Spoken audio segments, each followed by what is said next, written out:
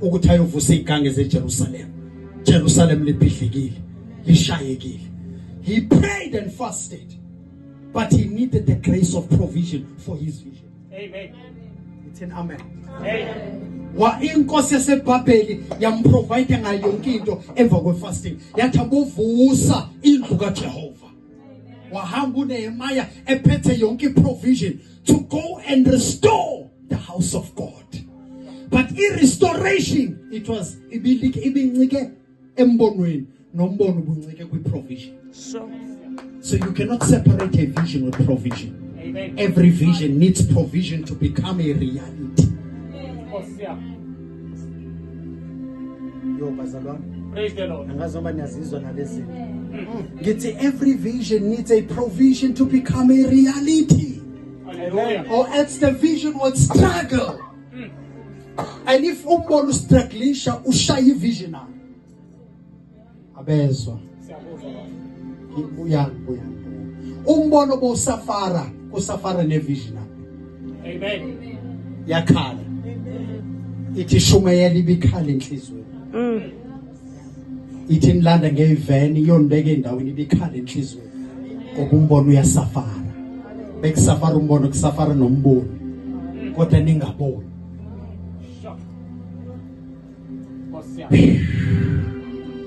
Help us, Holy Spirit.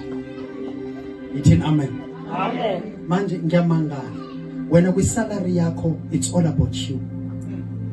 Kwi provision uNkulunkulu akunikeza yona, ucabangana wena nabantu abakho kuphela.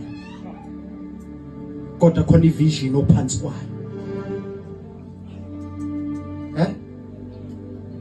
uNkulunkulu bengakulunguza nje bengalunguza iprovision akunikeza yona. Ngeyiphi not even 1%.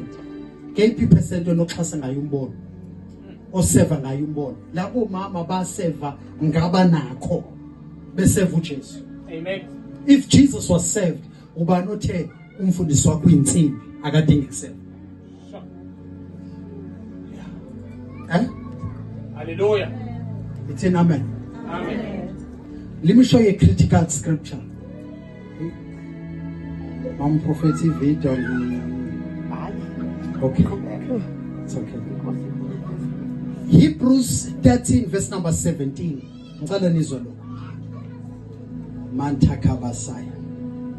Obey your leaders and submit to them, for they watch on behalf of your souls as those who will give account, that they may do this with joy and not with groaning, for that will not be profitable for you.